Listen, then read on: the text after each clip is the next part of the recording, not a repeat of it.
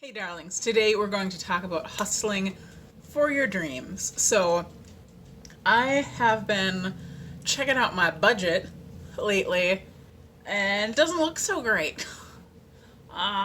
Been bringing in a little less money than been putting out.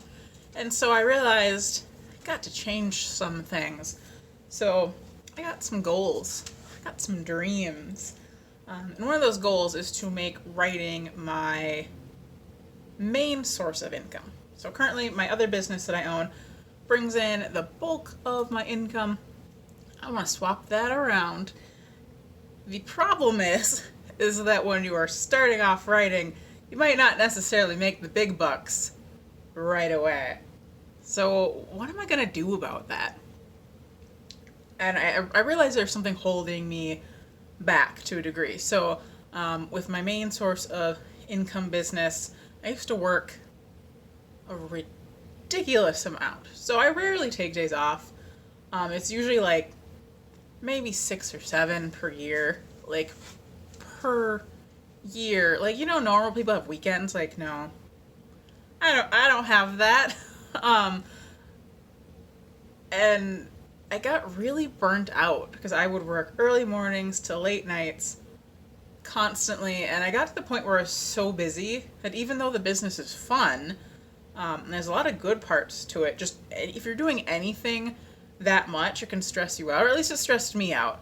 And I would just cry a lot. I was really depressed. I'd like drive over, like by a bridge or over a bridge and be like, I could just jump off of that, and this would be done.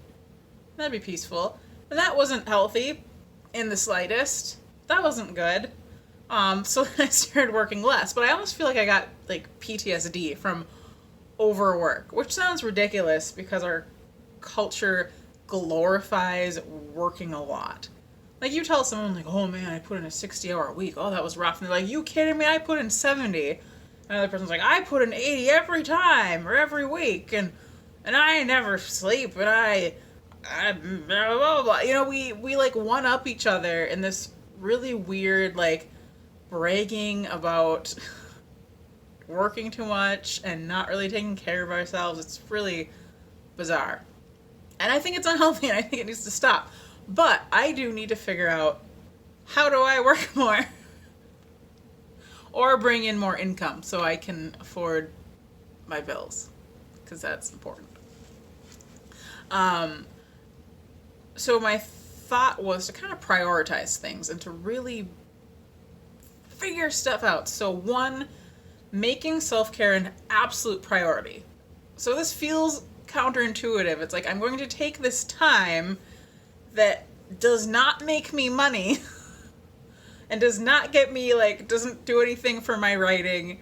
I'm going to take the time to just do something else for a while.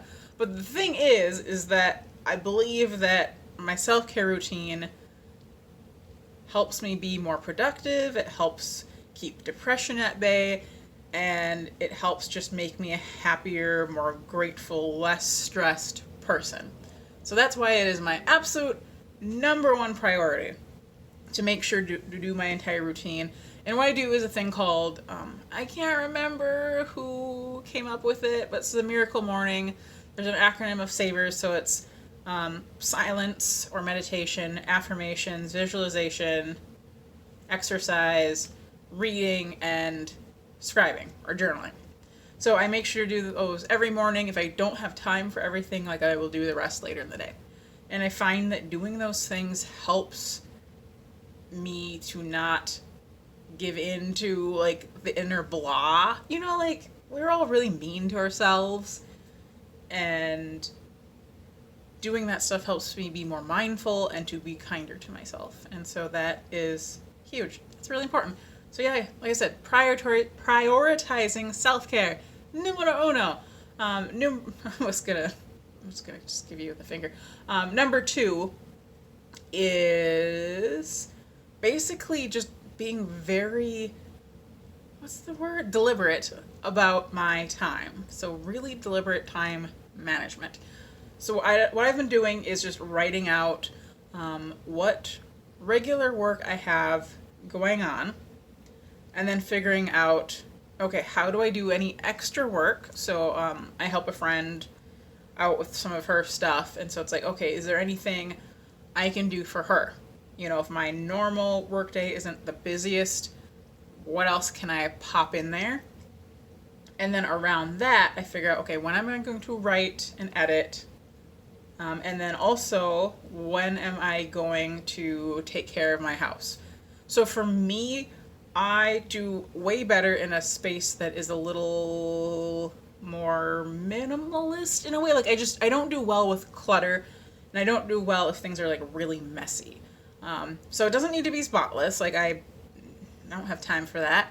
But I have like a little schedule, like a weekly schedule of what I'm doing every day to make sure my house stays in decent order.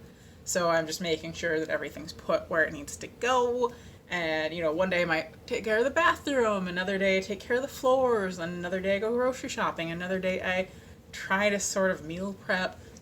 Another day I like kind of wipe stuff down and make sure there's not dust everywhere. Another day I might, you know, toss all the garbages from different places away. And doing that, it only takes, like, aside from groceries and food prep, everything doesn't take very long.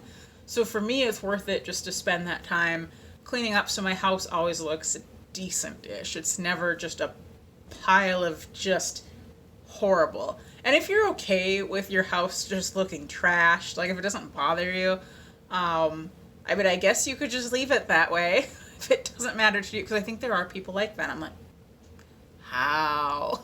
Like if I'm at other people's houses, and like my house is not perfect in the slightest. Like it's not a pristine, glorious thing, but like if you have just stuff everywhere, you can't even like walk through it, or like every surface is covered with something, I'm just like, ah, like I can't. So yeah, I put aside a little bit of time, because again, it's like counterintuitive. Like I'm spending time on something I don't necessarily need to do. And again, this is like a thing that will get cut, though, if I am super busy and I don't have time to vacuum. Oh well, like it's not going to destroy the world. But if I can, I'm gonna do that. And then I take the evening as time to relax and connect with my partner. And usually during that time, I'll actually do any other exercise stuff. So I foam roll, I do like flexibility stretches as well, and then I have a yoga swing that I just like invert on. And then if I have like, I do like a very tiny weight training thing 3 times a week, so I'll do that. And so I get to mix the like hanging out with my love and also finishing up any workout stuff. So I multitask, which you probably shouldn't do. I should probably like focus solely on him, but currently this works for us. So yeah, that's what I'm doing, is just trying to be super deliberate with my time and planning things out as best as I can. Like I try to be very flexible, because life is always going to throw stuff at you. Like if I try to be super inflexible, it would go terribly, terribly wrong. My dog is gently whining. Turn up, come here. So it would go turniply wrong. This is Turnip. Oh, Turnip, yay. He's just like, no, I do not want to be on the camera.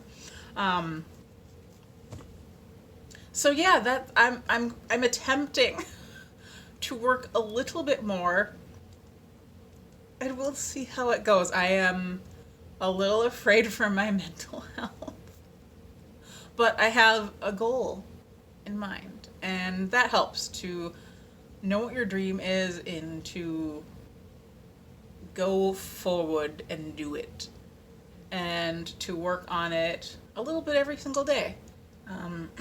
There's a lady named Marissa Peer on YouTube, and I really enjoy her stuff, and she says that, like, if you have a dream, work on it a little bit every single day, because then you feel like a winner. And winners get stuff done, and they get to their dreams. So I invite you to be a winner with me. What kind of dream do you have? What can you do every day to get towards your dream? I bet you can do something. Matilda's like, don't judge me, Matilda. She's judging me. I'm not talking to you. You don't have to judge me like that. Okay. I will see you next time.